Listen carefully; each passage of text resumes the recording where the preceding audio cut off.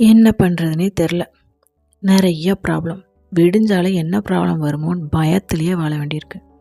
இப்படின்னு யோசிச்சுட்டு இருக்கீங்களா? ஒன்றுமே இல்லைங்க, எல்லாமே சரியாக போயிடும். ஒரே ஒரு மோட்டிவேஷன் விஷயத்தை மட்டும் உங்ககிட்ட நீங்களே சொல்லுங்கள்.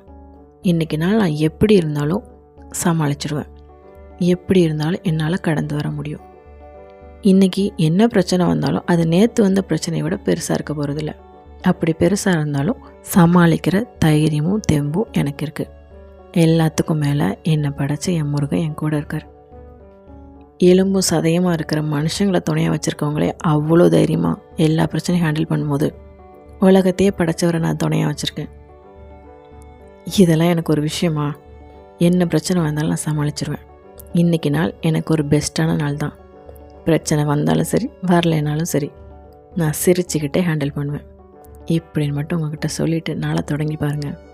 நிஜமாக சொல்கிறேங்க, வேறு லெவலில் இருக்கும் அன்றைக்கி நாள். பார்த்துக்கலாங்க. பிரச்சனை வராத நாள், சுவாரஸ்யமே இல்லாத ஒரு நாள். நீங்கள் எப்போ பார்த்தாலும் சிரிச்சுக்கிட்டே இருந்தால் சந்தோஷமாக இருக்குமா சொல்லுங்கள்? போர் அடிச்சிடும். நடுவில் அழுகணும்ல, அதுக்காக நான் அழுதுகிட்டே இருக்கவா?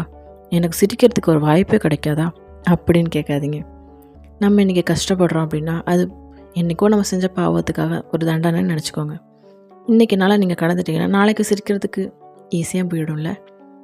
ஏதோ ஒரு விஷயத்துக்காக நம்மளை கடவுளை அழ வைக்கிறாருன்னா ஏதோ ஒரு விஷயத்துக்கு நம்மளை தயார்படுத்திக்கிட்டு இருக்காருன்னு அர்த்தம்.